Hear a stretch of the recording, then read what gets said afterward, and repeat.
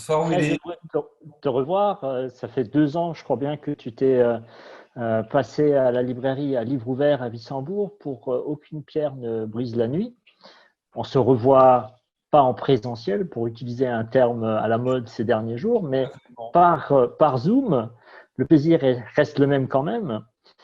Alors, pour démarrer un peu les questions autour de ton dernier roman, j'avais envie de dire que c'est un nouveau livre, une nouvelle enquête, une nouvelle immersion dans un pays et ses fractures après l'Afrique du Sud avec un été blanc et noir, après les États-Unis et Cuba pour Le jour se lève et ce n'est pas le tien, et l'Argentine avec Aucune pierre ne brise la nuit, Israël.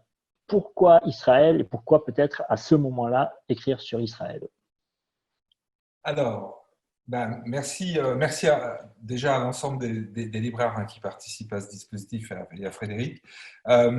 C'était vraiment un très bon souvenir chez toi, à Wissembourg, il y a 1 an et demi finalement, il n'y a pas 2 ans, avec un public nombreux, et c'est vrai que ça montre à quel point le réseau des libraires peut être fort, important, et l'échange en fait nous permet aussi en sous-texte de découvrir des choses sur nos propres textes. Alors pourquoi je continue un petit peu cet itinéraire?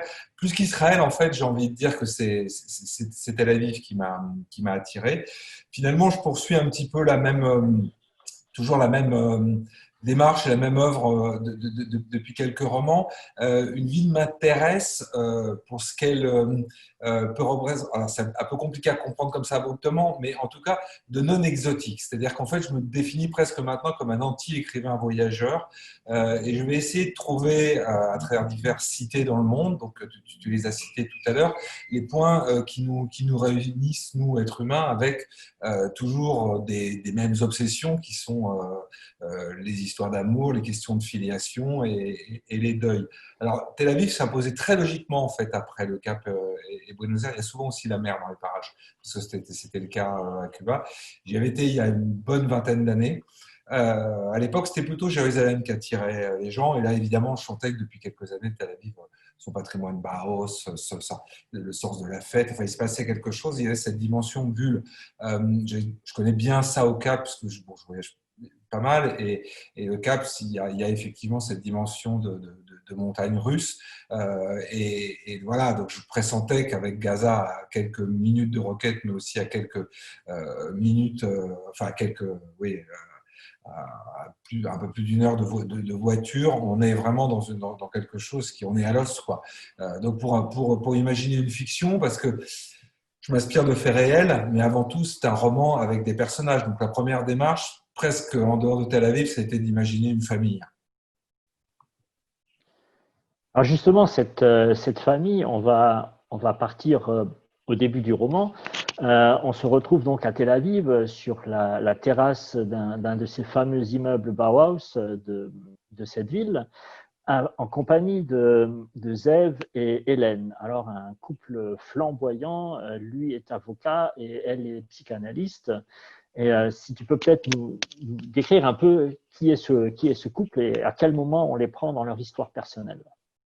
Alors on les prend finalement, ils ont pas loin, ils ont entre 65 et 70 ans. Donc ça va m'amuser aussi de me décaler en fait d'une génération, mais avec pour eux très vite on va comprendre, ils ont quand même les années 70 en background, et il y a une éternelle jeunesse. Alors c'est un regard que je pose à la fois très affectueux en fait sur cette génération, on va dire de 68 ans finalement, et en même temps, bon, mais ça on va le voir après, je pense à Willy puisque c'est quelque chose que tu as noté dans la lecture. Ils sont très pesants pour leurs enfants aussi, ce couple iconique, ce couple qui a tout réussi, et finalement ce couple qui a eu de la chance historiquement. Même à Tel Aviv, même s'il y a eu des périodes évidemment de grande tension, il y a aussi une forme de Trente Glorieuses dont ils ont complètement bénéficié. Alors, ils fêtent leur anniversaire de mariage, tout va bien dans cette famille, on va comprendre par-ci par-là que le drame familial n'est pas très très loin non plus, et surtout, et ce qui est la toile de fond du roman et le prétexte finalement à basculer dans la découverte et dans l'intimité de cette famille Stein, il y a la présence fantomatique d'un homme qui s'appelle donc Eli Nathan. Et progressivement, au cours du premier chapitre, on va comprendre qu'une équipe quasiment hollywoodienne de cinéma tourne un film sur cet homme. Justement, c'est le moment de revenir sur l'histoire de Abby Nathan et de son Voice of Peace.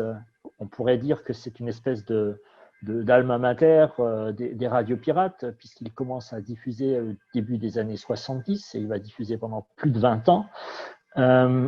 Peut-être aussi que le personnage en lui-même est une espèce de père spirituel pour tout le mouvement Shalom Arshav, ou en tout cas tout le mouvement pacifiste israélien.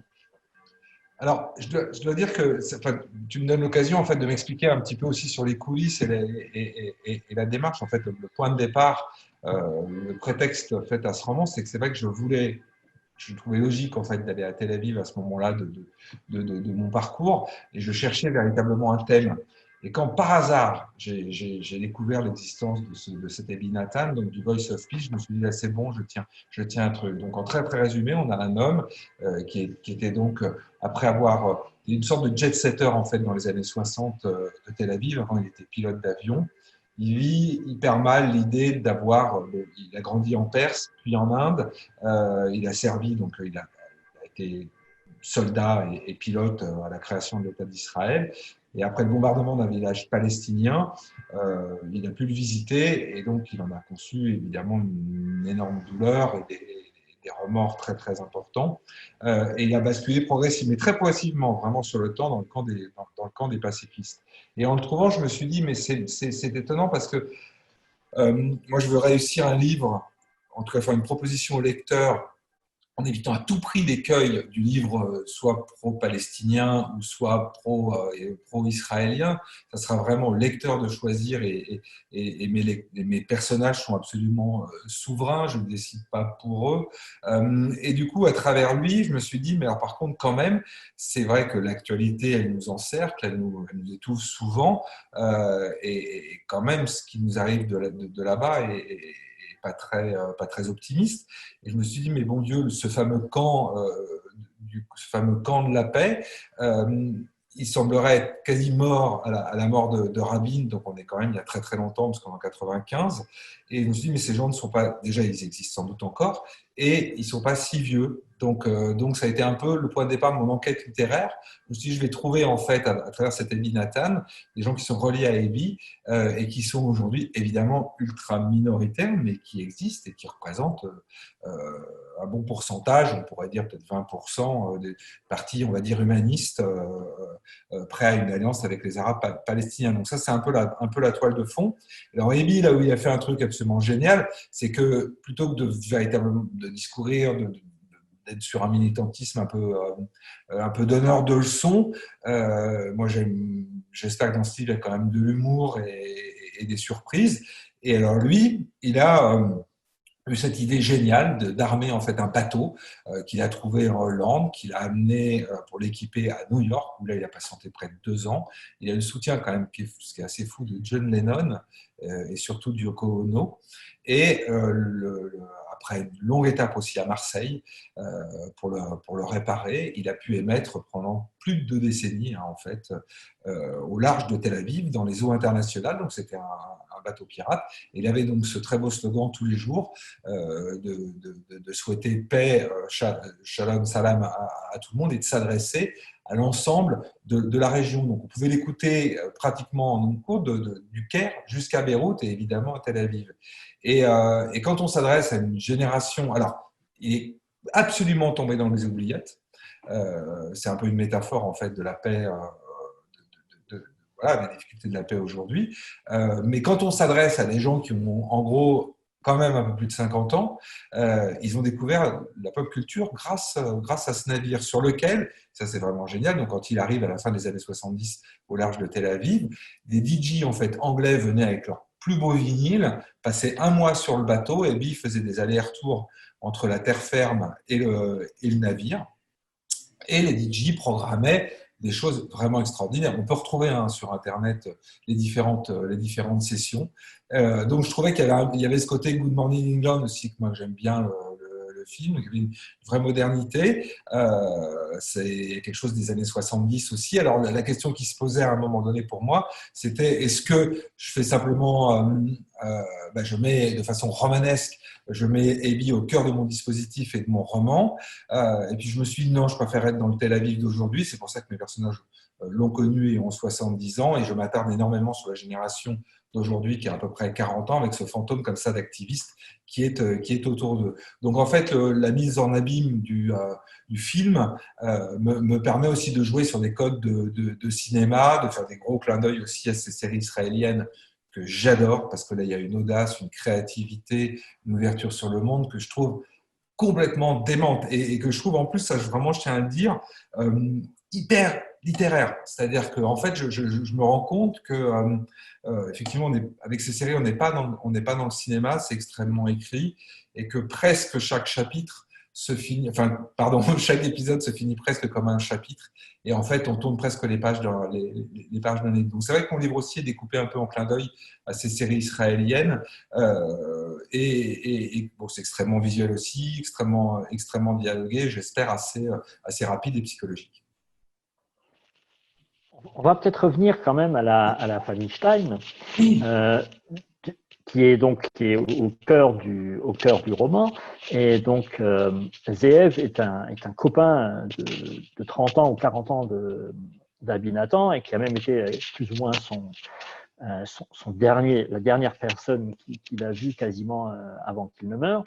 Et donc, cette famille Stein, euh, elle a l'air flamboyante comme ça, mais en même temps, on sent qu'il y a des fractures. Il y a un fils dont il est question très rapidement, mais qui n'est pas là. Et il y a Yona, la fille aînée, qui est là, mais qui a cette espèce de chape de plomb sur ses épaules de ses parents qui seraient trop parfaits, qui seraient inimitables, inégalables. Il y a vraiment, on sent là chez toi une recherche par rapport à cette difficulté d'être un enfant face à des parents aussi parfaits. oui, oui, oui, bah, c'est un peu ça, c'est vraiment ma génération. C'est qu'effectivement, c'est un couple iconique, charismatique, et c'est vrai que ces activistes-là, et enfin, en tout cas ces 68 arts là chez nous, parce que mon idée, c'est aussi de déployer en fait des choses qu'on vit nous en France dans d'autres coins du monde. Donc, je pense qu'il n'y a aucune raison que ça se passe différemment. Et c'est vrai que l'activisme et les leçons que peuvent donner même ces droits de l'homiste et ces défenseurs du droit humain que sont Ziv peuvent être absolument pesantes en fait pour leur enfant, leur laissant ils se pensent immortels et ils laissent quand même peu de place. Donc ça, c'est véritablement quelque chose que moi, typiquement dans ma génération de 65, on a véritablement éprouvé avec finalement des 68 arts qui quittent le pouvoir à peine aujourd'hui, mais moi je vais avoir 55 ans, donc en gros, je les ai pratiquement toujours vus au-dessus de moi, que ça soit voilà. Donc, et ça, c'est vrai que c'était. Je pense que les millennials aujourd'hui maintenant sur d'autres choses, mais nous, on est vraiment une génération Ça m'intéresse beaucoup ce thème de transition en fait entre les deux.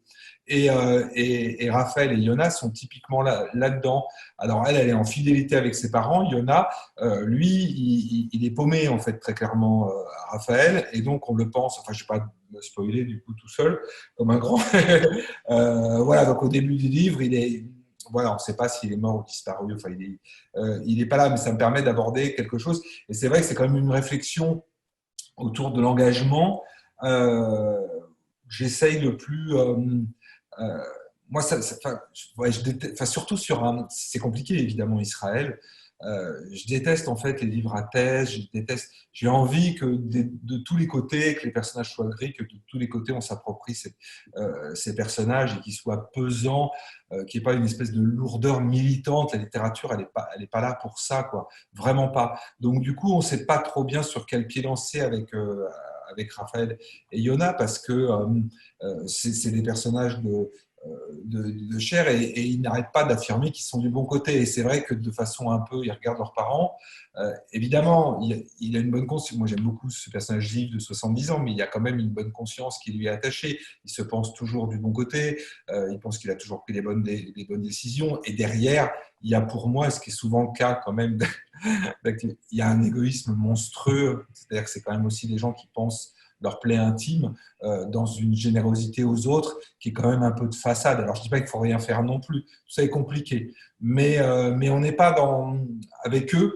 Voilà, il y a beaucoup d'ego, hein, et on C'est le voit. peut-être c'est peut-être pour ça aussi que Raphaël, le fils, euh, il est tellement oppressé par ce père qu'il ne voit pour lui d'autre avenir que qu'en se réfugiant quelque part dans l'ultra-orthodoxie de Mea Charim. Il se réfugie là-bas, mais au fond, qu'est-ce qu'il cherche? Est-ce qu'il cherche un autre père? Est-ce qu'il cherche une autre relation à un autre père? De sortir de cette, comment dire, de cette tension qui est pour lui insurmontable avec cette espèce de statut du commandeur qui est au-dessus de lui? Oui, alors si ça avait été fait de manière, je laisse d'ailleurs tout ça ouvert dans le livre, de façon apaisée, la question de la foi, elle aurait pu être vraiment une solution pour Raphaël.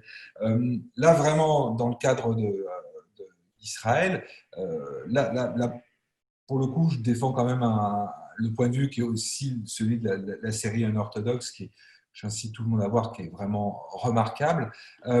C'est que moi, j'avais découvert Jérusalem il y a près de 30 ans. Et déjà, j'avais été dans mes hacharim, et j'avais été assez presque choqué. Ils avaient brûlé un cinéma à l'époque, mais la menace n'était pas si importante. Aujourd'hui, on est dans quelque chose de quasiment vital en fait pour l'État d'Israël. C'est-à-dire qu'il y a une bulle laïque qui est Jérusalem. Il y a près d'1 million d'ultra-orthodoxes aujourd'hui, avec une moyenne, chaque femme à partir de l'âge de 20 ans va faire jusqu'à 10-12 enfants. Donc d'un point de vue numérique, on est en train de complètement renverser. Alors Ziv, lui, si vous voulez, il est effectivement le représentant de l'État sioniste, socialiste, du kibbutz, de tous les rêves du début, qui s'est effectivement accommodé aussi ce que j'aborde dans le livre, évidemment, à travers le métier d'Iona. Elle travaille, elle est muséographe, donc en fait, donc c'est pas pour rien qu'elle fait ce métier, puisque ces découvertes archéologiques peuvent contredire ou pas la Bible. Donc il y a aussi une instrumentalisation aujourd'hui politique par la droite extrême en fait d'Israël, de tout ça. Donc il y a plein de sous-textes aussi sur les envies des uns et des autres, mais disons que Yona le fait de manière beaucoup plus apaisée. Et elle remet pas, et d'ailleurs elle s'oppose pas politiquement, frontalement à ce que devient son pays. Mais alors là, dans le cas véritablement des ultra-orthodoxes, on est dans quelque chose d'extrêmement menaçant, parce que c'est une secte, là de façon sectaire. Notamment les Haredim, s'opposent purement et simplement, donc peuvent être pro-palestiniens sur les tendances les plus extrêmes des pro-palestiniens, mais ils sont anti-sionistes, ils sont pour la destruction pure et simple de l'État d'Israël, donc c'est complètement fou. Donc on va comprendre dans le roman comment et pourquoi. Moi, quand j'y étais, ils ont brûlé l'uniforme ils ont brûlé la marionnette d'un soldat. D'un soldat israélien. Donc c'est extrêmement violent et inattendu et complexe. Alors l'enjeu, c'est qu'effectivement, à travers une saga familiale, on entre dans toutes ces subtilités israéliennes qui sont pour moi passionnantes, hein, parce que c'est pas. En plus, je pense, bon, c'était De Gaulle qui disait il y a très très longtemps, j'allais dans l'Orient compliqué avec des idées simples. Et c'est vrai qu'à travers la fiction et la littérature, je pense qu'on peut humainement s'y faire passer des choses qu'on perçoit au quotidien comme extrêmement complexes. Alors elles le sont bien sûr, hein, et je prétends pas du tout être un spécialiste des relations israélo-palestiniennes, puis ça serait pesant, et puis je pense que les lecteurs ils iraient pas sur mon roman, mais je pense qu'en étant sur l'intimité de ces gens, on peut comprendre aussi ce qui se passe là-bas.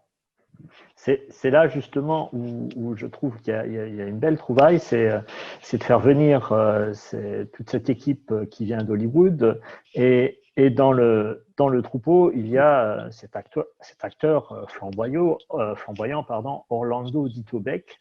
Alors, quand je le lisais comme ça, je me disais, tiens, il pourrait avoir la tronche de Bruce Willis, quoi. C'est vraiment, je viens, je roule des mécaniques. Voilà. Et alors, il part dans une espèce de délire qui pour moi, est très américain, de dire, mais je vais, moi, trouver la solution et je vais aller. Donc, il va se fourvoyer à Gaza en pensant qu'il va à lui tout seul ressusciter et l'esprit d'Abinathan et remettre le parti de la paix sur les rails. Et là, j'étais absolument fasciné par l'originalité et la créativité dont tu fais preuve pour nous emmener sur ce personnage. Oui, puis là, je me suis régalé. Enfin, c'est aussi une manière de descendre un petit peu aussi du drame, enfin, de ne pas être dans le drame psychologique tout le temps avec avec Yona, avec Raphaël, et de basculer presque à la fois dans le roman d'aventure et en même temps de façon extrêmement. Enfin, on est un peu dans le thriller, mais on est aussi dans la géopolitique parce que là, moi, je fais une enquête littéraire. Hein, donc, j'ai passé des semaines à Tel Aviv. La plage dont il est question dans le roman, je la connais. Le passage, je l'ai étudié. Et je me suis dit, bon, bah, comment. Parce qu'évidemment, dans l'actualité, on peut savoir que de temps en temps, et maintenant, Dieu sait si c'est renforcé, donc c'est extrêmement difficile pour des gens de Gaza de passer via les fameux tunnels, de passer à travers les barbelés, c'est quasi impossible. Mais de temps en temps, vous regardez, il y a quand même une ou deux personnes qui arrivent. Donc le sens Gaza-Israël, bon, ils sont immédiatement arrêtés, souvent descendre. Mais puisque ce sont des terroristes généralement. Mais après, je me suis dit, si tout d'un coup un mec décidait en fait de rentrer à Gaza, chose qu'avait essayé un bateau il y a des années par la mer. Bon, par la mer, c'est impossible. Je me suis dit, comment et donc du coup je me suis vraiment documenté quoi et rendre ça possible et figurez-vous qu'il y a au moins 3 personnages qui sont portés disparus dans Gaza aujourd'hui hein. Il y a un Éthiopien juif, on les appelle les Falachas qui est rentré et qu'on n'a jamais retrouvé et puis il y a un personnage aussi considéré comme un peu fou, voilà, qui serait perdu donc c'est un peu ça, Lost in Gaza. Mais alors une fois qu'il est rentré, mon personnage Orlando Beck, voilà, les ennuis vont commencer parce qu'il faut quand même qu'il sorte et tout va pas se passer comme ça parce que là par contre ça rigole vraiment pas parce que quand on est aux mains du Hamas voire du djihad islamique qui est aussi présent à Gaza, là voilà, on quitte vraiment la farce. Mais j'ai toujours voulu essayer d'être dans une forme euh, ouais, enfin, pas d'humour juif, mais en tout cas à mon petit niveau d'être entre le déjanté, enfin être vraiment sur le fil entre quelque chose de possible et en même temps de gonfler. Alors j'ai hésité hein, vraiment. Willy, tu cites cet épisode-là. J'ai carrément été voir en fait un ancien ambassadeur, un diplomate. Pour savoir si quand même il y avait une petite forme de crédibilité, mon truc, parce que bien sûr, il y a des ONG dans Gaza, donc je voulais m'appuyer sur les ONG. Voilà, je voulais pas non plus être complètement ridicule et que le livre il s'effondre d'un coup, ça je déteste. Donc vraiment, j'aime bien l'idée du et si c'était vrai, c'est-à-dire que je me dis, la littérature, elle est là pour ça, pour déborder d'imagination, mais en même temps, il faut que les lecteurs se disent ouah, je n'y avais pas pensé, enfin un peu comme moi quand j'écris, quoi, et ils se disent mais bon, why not, quoi. Et voilà, ce diplomate m'a rassuré et j'ai appris, alors je vous le dis, parce que du coup, j'ai appris, il y a carrément un employé d'ambassade français qui s'est livré à un petit trafic d'armes, en fait, qui a sorti des armes de Gaza récemment, qui est emprisonné en Israël. Donc aujourd'hui, quoi. Donc, donc là, la fiction, elle se donne tous les droits, et y compris l'humour, et y compris être drôle, parce que la sortie après, enfin, il faut qu'il sorte, mais ça ne peut pas se passer comme ça. Donc j'ai vraiment toujours essayé d'être un peu dans le thriller, mais de pas voilà, la seule chose que voilà, ne pas me prendre au sérieux, que je voulais prendre au sérieux, c'était de pas me prendre au sérieux, parce que si on est sérieux face au drame israélo-palestinien, pour moi c'est la catastrophe quoi.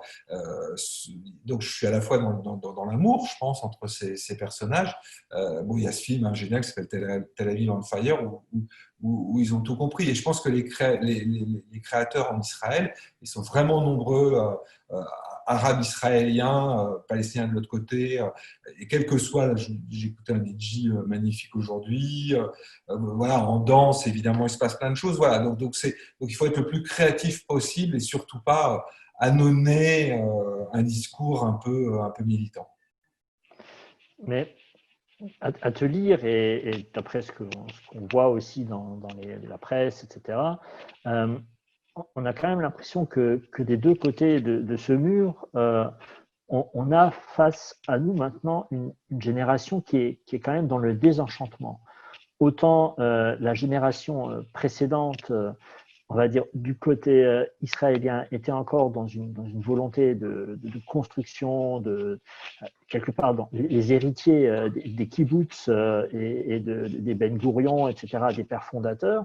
Du côté palestinien, on était dans une révolte, mais où il y avait encore un but. Et là, on a vraiment cette impression qu'on est quelque part dans un théâtre et dans un conflit totalement absurde où il ne peut pas y avoir de sortie par le haut, ni pour un côté, ni pour l'autre. Et je trouve que ce côté-là, tu arrives très bien à nous le faire sentir par l'absurdité des situations auxquelles on en arrive. Alors, oui, Yona, le titre, en fait, c'est aussi Jonas, c'est aussi Colombe, hein, donc la colombe de la paix. Euh, Évidemment, à quelques années, personne n'est véritablement optimiste. On peut pas l'être. Mais au moins se dire que des gens sont ensemble, enfin voilà, collaborent ensemble, et ne peut-être pas uniquement se focaliser sur des élections où il y a effectivement des majorités assez sinistres qui voient le jour. Par exemple, sur la question, tout de suite, Ebi Netan disait déjà à son époque, dans les années 70, stop aux colonies, stop aux colonies, stop aux colonies. Ça, par contre, c'était vraiment un engagement qu'il avait.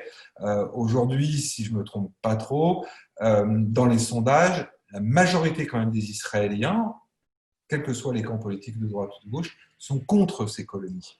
Bon, maintenant, il y a une impossibilité totale d'évacuer pas loin de plusieurs 1 million de personnes. Donc c'est ça la difficulté. Mais on oublie par exemple que, justement, je me suis penché sur les colonies. Il y avait des colonies dans Gaza qui ont été démontées par Sharon, qui n'était pourtant pas un tendre. Donc ça, évidemment, la carte, elle est véritablement compliquée. Mais si on doit se fixer… Si je peux me permettre, juste une seconde, je voudrais rebondir sur cette histoire de démantèlement de colonies. Il y a un bouquin qui est paru il y a quelques années chez, si on le voit bien là, d'un certain Jonathan Berg, Donne-moi encore 5 minutes, et où il était question justement de démantèlement, c'est un Israélien, tu vois, qui écrit sur le démantèlement d'une colonie. Mais pour moi, j'ai l'impression que c'est une histoire du passé. Et avec ce qui s'est passé avec Trump, avec cette espèce de blanc-seing qu'il a donné à Netanyahou, on est quand même parti pour une démarche tout à fait inverse.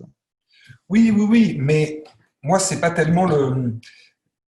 On peut se lamenter, mais là, vraiment, notamment à travers la jeunesse des personnages, Raphaël et Yona, et c'est pour ça que c'est aussi un livre sur Tel Aviv, l'énergie, le souffle en fait de cette ville Tel Aviv montre qu'il y a peut-être quelque chose d'autre qui va naître un jour ou l'autre. Mais alors évidemment, moi je serais peut-être plus là. On le retrouve par exemple, puisque tu parles d'un livre, moi c'est vrai qu'au tout début j'avais lu Le Poète de Gaza, qui est vraiment un très très très très beau livre écrit par un Israélien. Et alors Zerouï Hachalem, enfin bon, c'est vrai que quand je me lance dans une histoire pareille, je vis dans la ville en question, et puis je lis énormément d'auteurs du cru. Et en fait, personne ne se résout quand même à ce statu quo-là. Donc forcément, un jour ou l'autre, ça va bouger. Les frontières telles qu'elles seront redessinées, je ne les connais pas, puis ce n'est pas mon rôle, puis je ne veux surtout pas avoir cette prétention-là. Mais en tout cas, de ce que j'ai vu, moi, des centaines de milliers de personnes, j'ai vu à Tel Aviv, on est dans une démarche de respect les uns pour les autres qui n'ont absolument rien à voir avec l'actualité. Et c'est ça, et la littérature est pour ça. Il y a ces fameux 10% qui, quand ils s'agrègent, quand ils commencent à bouger, peuvent faire basculer toute une politique, tout un pays dans une autre démarche. Oui, ce que je dis. Parce que finalement, alors évidemment, c'était abordé à un moment du livre, mais si vous voulez, voilà, Rabin en 95, on n'était pas exactement dans la solution, mais en tout cas, on s'approchait de quelque chose. Donc, il y a la nostalgie de ce climat-là. Alors, en même temps, là, je vous le dis là, parce que là, je ne parle pas comme mes personnages. Donc, il y a des personnages qui sont profondément, par rapport à ça, absolument désespérés. Et on le verra donc avec la femme de Ziv, Hélène, qui, elle, est née à Paris, a grandi jusqu'à ses 20 ans, avant de s'installer à Tel Aviv. Elle n'est pas du tout dans cette démarche. Je ne suis pas sûr qu'il y en a non plus. Donc, chaque personnage va évoluer justement par rapport à l'idée qu'ils se font de leur propre pays. Mais c'est vraiment une littérature de personnages. Donc, c'est vrai que ce ressenti, moi, je me mets dans la peau de chacun d'entre eux. Et il va leur arriver intimement un certain nombre d'événements qui font qu'il est possible pour eux ou pas de vivre dans quand même ce pays étrange. Mais ce qui est peut-être un peu original, moi, dans ma démarche, et ce qui me fait penser les choses un peu autrement, c'est que je connais très bien l'Afrique du Sud. Je me suis installé en Afrique du Sud à la fin de l'apartheid. J'ai eu la chance de croiser 2 fois Mandela.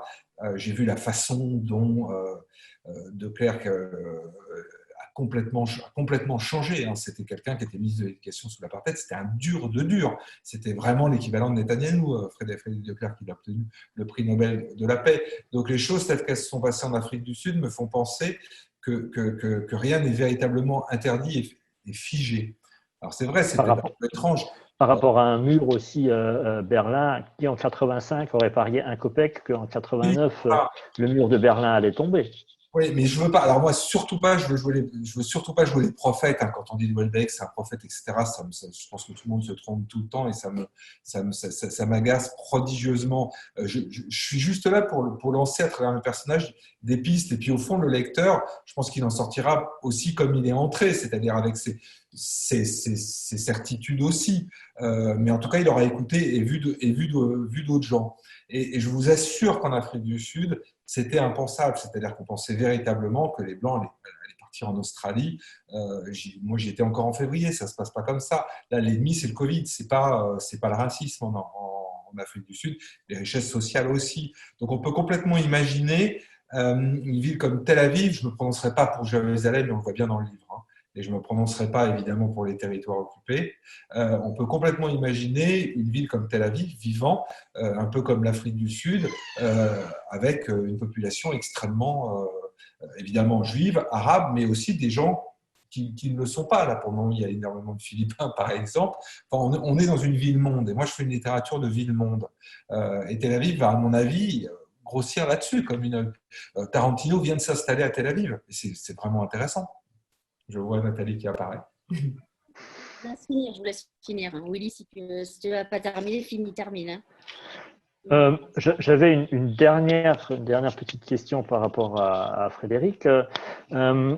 Donc, après les 4 enquêtes, la prochaine, tu travailles déjà sur quelque chose, une idée, peut-être en France ou alors un pays européen, parce que là, pour s'installer loin, ça va être difficile avec les temps qui courent. Avec vous, Nathalie et toi, Willy, je dois être tout à fait honnête, on vit un effondrement. C'est-à-dire que je n'ai pas de coupé. Donc là, je pense qu'il est très raisonnable de ne pas écrire. C'est-à-dire que je n'ai pas du tout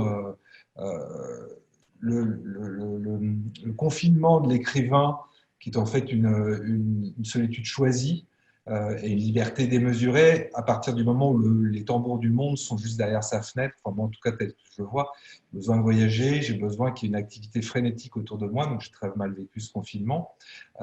Et je suis extrêmement pessimiste par ce qui s'est passé là pendant 2 mois, pas forcément sur l'épidémie, mais sur les conséquences sociales, économiques et culturelles de tout ça. Donc là, moi, je vais me mettre un peu en pause et voir venir, parce que il s'agit de compter chaque livre. Il y a un engorgement littéraire, c'est évident. Les libraires ne savent plus quoi en faire. Les derniers que j'ai faits, c'est des propositions auxquelles je crois véritablement. J'ai enchaîné presque un livre par an. Là, il va y avoir un embouteillage.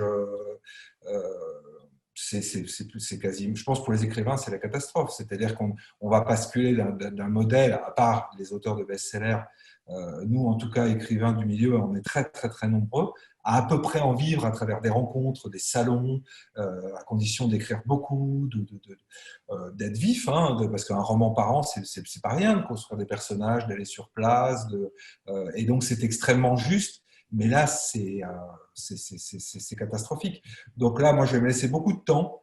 Je reviendrai, mais pas tout de suite. Et ça me rend très triste, évidemment. Hein, j'adore ça, imaginer des histoires. Et que là, j'étais parti sur autre chose, mais là, je me mets en parenthèse. C'est pas très joyeux, mais voilà. Voilà, je crois que Frédéric de Gelt avait proposé que dans le cadre de ces rencontres, un endroit où aller, on fasse juste en fin de rencontre l'une ou l'autre petite annonce par rapport à des livres de poche qui sont sortis très récemment. Donc, moi, j'avais pensé à 4-3-2-1 de Paul Auster, qui est paru en poche en janvier.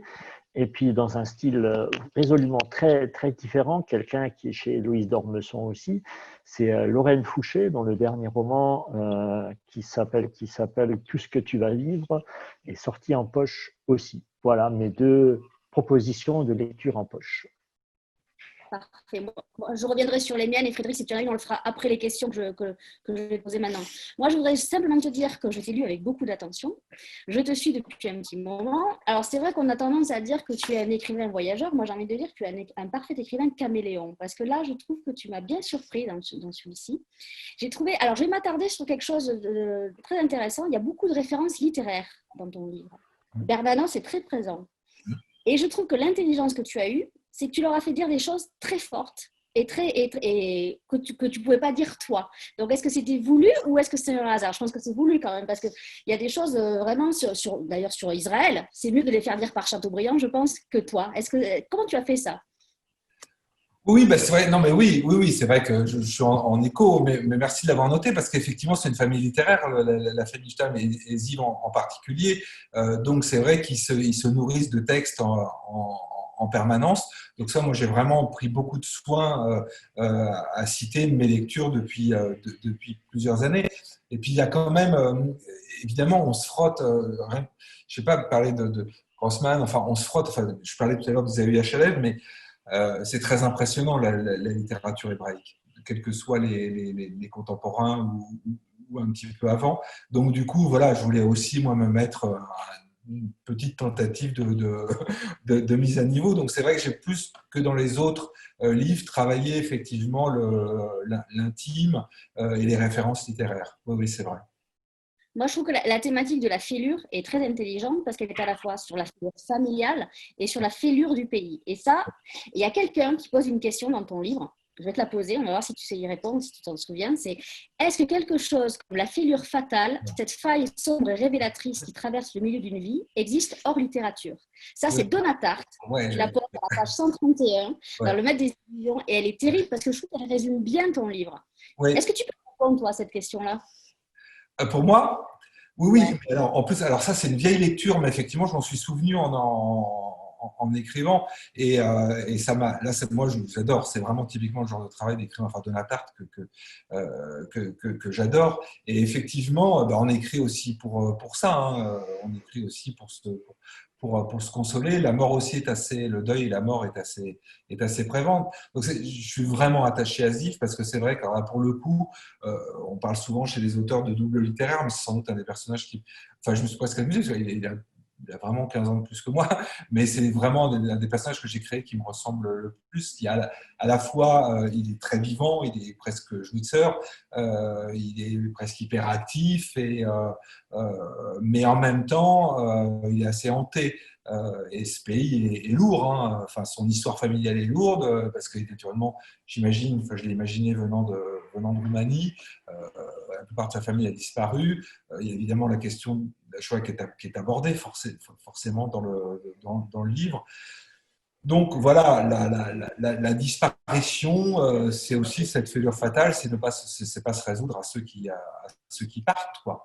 Et ça, dans le livre, là je peux pas trop en dire, mais il y a vraiment il y a vraiment la question du deuil. Et là voilà, j'ai voulu qu'on pense aussi presque un peu au début du livre que Raphaël était mort en fait. Donc il ressuscite sur cette terre en fait sainte. Et donc voilà, il y a une forme, il y a une gravité. Enfin voilà, moi j'aime bien les villes. Et c'est pour ça que j'aime ces villes qui sont qui oscillent en fait entre gravité et hyper légèreté. En musique, je penserais à Étienne Dao par exemple, des choses comme ça. La pop me plaît bien et c'est pour ça que ce Voice of Peace, j'adore cette histoire parce que c'est pas rien quand même de diffuser de la pop et du rock au large de Tel Aviv. Donc ça donne bien, euh, et c'est pareil aujourd'hui, Tel Aviv, avec Gaza, pas loin, quoi. Et en même temps, sans se prendre non plus trop au sérieux, en étant trop donneur de leçons, et en s'apitoyant pas trop sur son sort non plus. Hein. On est privilégié. Voilà, une de mes dernières avant de quitter Tel Aviv, j'étais dans un bar, discutais comme ça, etc. Puis il y a un mec qui venait de servir, qui était à la frontière de Gaza et qui pourtant avait vraiment vécu des choses difficiles et il ne se plaignait pas le moins du monde. Il disait qu'il est dans ce pays-là, j'appartiens à l'Occident, j'ai gagné j'ai gagné à la loterie, quoi. Donc ça, j'aime bien, moi, en fait. Je me suis vraiment reconnu dans les personnages de Steve et chez beaucoup de ces gens. Oui. Et à un moment, tu expliques le fragile équilibre des indépendances. Est-ce que ça a été compliqué pour toi de trouver un équilibre dans ce livre? Est-ce que tu t'es laissé complètement embarquer ou est-ce qu'il y a eu des choses qui ont été compliquées et ça t'a pris la tête un petit peu pour faire Non, non, la il n'est boucle? pas trop réfléchi. Enfin, ce livre est assez d'instinct, en fait. C'est assez bizarre parce que j'ai pas eu trop de. À partir du moment où j'avais posé mes personnages dans leur indépendance, justement, et que j'avais ce couple assez phare, il y a quand même aussi la question, alors qui est toujours un peu dans mon livre, et ça change, je pense, de pas mal d'auteurs. C'est un couple qui dure, en fait, Hélène et Ziv. Et moi, j'aime bien creuser aussi cette idée-là. C'était aussi le cas quand j'avais fait des personnages à New York et qui après allaient à Cuba. Et j'aime bien cette idée-là, cette aventure aussi ultime, qui est aussi difficile, je pense, que d'aller à Gaza, c'est-à-dire vivre ensemble pendant très très longtemps et élever les enfants. Ça, c'est vraiment quelque chose, ça vaut largement le soldat. Et donc, du coup, je me moque aussi un peu au final, de Ebi Nathan, qui a cette espèce de bateau qui est hyper charismatique, qui quittait son navire Voice of Peace sur la plage, il draguait absolument toutes les minettes et tout. Il est un peu comme mon personnage, mon acteur hollywoodien. Il peut être parfois un peu ridicule et facile face effectivement à l'enjeu. Et puis on l'a tous vu avec ce confinement, quoi. Toutes les familles qui se retrouvent avec plein d'enfants chez eux, etc. C'est de la joie et c'est plein de difficultés. Donc moi je suis un peu saoulé parfois par les grands chevaliers des ONG ou autres qui donnent des leçons, quoi. Je trouve que à la maison c'est dur aussi, quoi. Alors, deux petites questions qui se rejoignent un petit peu. Est-ce qu'une série télé d'un de tes livres est en préparation? Et la Alors, deuxième question un peu, c'est qu'Aucune pierre ne brise la nuit, sorti en 2018, fait l'objet oui, d'un projet de série télé. Qu'en oui. est-il de ça? Alors là, je vais être très, très franc, et c'est ça qui est dur aussi un petit peu, c'est qu'il y a eu un premier projet de développement. En ce moment, c'est complètement éteint, c'est mort, ça va. Il y a le rêve de toutes ces plateformes et il y a plein de projets. Donc, il y a eu un achat. Alors, je désespère pas, je suis quand même un peu résilient, donc peut-être que celui-ci pourrait effectivement, moi j'adorerais évidemment, hein. C'est une écriture que j'affectionne, je suis complètement fanatique de séries, donc je pense que oui, ça s'y prêterait, j'espère. Voilà. En tout cas, je l'ai envoyé à des producteurs. Pour conclure dans les questions, il y a un truc qui m'a fait beaucoup rire, c'est à la page 93, tu écris, il ne faut pas, quand tu fais dire à quelqu'un, il ne faut pas voler les livres. C'est Oui, alors, je me suis ouais, fait poser c'est ça. comme dépouiller un pauvre. Alors ça m'a beaucoup fait rire. Il y a un Ouais. message subliminal. C'est vrai qu'il faut, je vous le dis, hein, il ne faut pas voler les livres. Ça, c'est pas bien. Seulement parce que vous privez les auteurs de leurs droits d'auteur, et puis nous, vous nous privez aussi d'un objet commercial. Donc ça, c'est pas bien. Mais ça m'a beaucoup fait rire, ça. Bah, ça, c'est vraiment, bon, tous les écrivains vous diront, tous les auteurs vous diront la même chose. Il y a des moments comme ça, un peu de grâce sur clavier où les choses ne sont pas attendues. J'avais évidemment un peu mon dispositif avec le film Ebi Nathan, cette famille, etc. Et puis il y avait ce Raphaël qui était à Jérusalem. Et ça, c'est super, effectivement, quand une idée arrive à naître devant. Et donc, je passais devant l'Alliance française, alors pour le coup, à Jérusalem. Et puis, de façon ou d'autre, j'ai retrouvé le bâtiment, j'ai trouvé assez beau. Et c'est seulement vraiment de retour devant ma table, des mois plus tard, que je me suis dit, mais comment il peut se faire choper ce Raphaël et réapparaître à la vie? Et en fait, là, c'était évidemment, bon, c'était un peu simple, mais je me suis dit qu'en fait, il a pu tout abandonner. C'est-à-dire qu'il abandonne quand même, c'est pas rien, ses parents, il abandonne un mode de vie extrêmement confortable parce qu'ils vivent dans ces quartiers-là de façon extrêmement, c'est rigolo, hein, ce sont des sectes, enfin, ça a 150 ans, ils vivent comme il y a 150 ans dans Achtel, donc c'est vraiment, la nourriture est mauvaise, évidemment il n'y a pas de soins médicaux, bon, bah, les femmes et les enfants sont pour ainsi dire quasiment brimés. Enfin, pour moi, c'est un cauchemar, hein, absolu. Enfin, lui, il traite d'islamiste d'ailleurs, Ziv. Et donc, il y arrive. Il est extrêmement. Il y arrive. Il est dans un dépouillement. Hein. Mais par contre, à un moment donné, le roman lui manque. Et c'est comme ça qu'il va se faire choper. Voilà. D'accord. Donc là, aujourd'hui, c'était la 25e rencontre. Donc, on a décidé avec Frédéric de Gelt de faire, Willy en a déjà parlé, il va redonner son titre, de faire une place aux livres de poche qui sont aussi importants. Donc, on va tous les trois faire un conseil. Donc, est-ce que Willy, tu peux redonner ton conseil de poche, s'il te plaît? Alors, le premier, c'était 4-3-2-1 de Paul Auster, qui est sorti chez Babel en poche. Et le deuxième, c'est un livre qui est au départ chez Héloïse d'Ormesson, comme Frédéric, et c'est Lorraine Fouché, Tout ce que tu vas vivre. Frédéric, toi, tu as quelque chose? Alors, difficile à pitcher, mais j'ai retrouvé. Alors, c'est pas sorti exactement, mais ce qu'il était tombé dans les limbes. Mais j'adore ce bouquin. C'est un libraire qui me l'a retrouvé par hasard chez une copine. J'avais pu le parcourir et elle tenait absolument à le garder. J'ai mis mais presque un an à le retrouver chez une libraire du 11e arrondissement de Paris. Et donc voilà. Donc ça s'appelle Le Lait d'Adam, Astrid Rosenfeld. C'est une histoire mais merveilleusement bien écrite, merveilleusement bien racontée, qui part d'une roseraie en 1938 et qui va finir dans le ghetto de Cracovie. Et un jeune homme, en fait, pour sauver la femme qu'il aime, va se transformer en fait en horticulteur en fait dans la roseraie d'un SS et va rentrer de plein pied dans ce ghetto. Enfin, je ne veux pas rentrer trop dans le détail, mais c'était un très très beau livre, très très bien écrit et qui, à mon avis, je ne sais pas pourquoi il n'a pas eu le succès mérité. Je n'arrive pas à comprendre. C'est magnifique. Alors moi, j'ai fait un peu dans la légèreté. Je me suis servi du déconfinement parce que moi, j'ai choisi la psychologie de la connerie. Je trouvais ça très drôle. Et surtout, alors c'est très intéressant parce qu'on se pose la question, est-ce qu'on peut vivre dans un monde sans con? Je crois que non. Et je vous recommande vraiment de lire la théorie de Boris Cyrulnik qui dit que la connerie, comme délire logique, ce serait un délire logique. Ça, c'est super intéressant. Donc, je trouve ça rigolo de détendre un peu l'atmosphère. Mais il y a des choses scientifiques dedans. C'est super intéressant. Bon, ben, messieurs, je vous remercie. Je vais donner le mot de la fin à Willy. Et avant qu'on se quitte, et pour annoncer la prochaine rencontre de demain, je vous laisse le mot de la fin. Willy, c'est à toi. Merci. C'était une expérience très nouvelle pour moi. C'était un grand plaisir de retrouver Frédéric. Et peut-être par rapport à la situation que nous vivons, j'ai envie de dire, venez en librairie, parce que les 2 mois que nous venons de passer, pour nous les libraires, ce n'est pas ça qui est le plus dur. Le plus dur pour nous, c'est ce qui va se passer dans les semaines qui viennent. Et surtout, on a une grosse échéance fin juin, début juillet, où tout ce qui a été décalé pour nous comme frais, comme échéance, etc., on va devoir tout payer. Donc, si vous voulez soutenir vos libraires, si vous les aimez, si vous êtes proche d'eux, ben, venez nous voir, venez nous soutenir pour qu'on soit d'attaque pour les échéances qui nous attendent. À bientôt en librairie. Merci, Willy. Frédéric? Merci, c'est super. Super, merci. Hein. À bientôt. Voilà. Je rappelle que ton livre Yona ou le chant de la mer est sorti aux éditions Héloïse d'Ormesson. J'engage tous les participants à courir demain en librairie, comme a dit Willy, donc tous en librairie pour vous le procurer.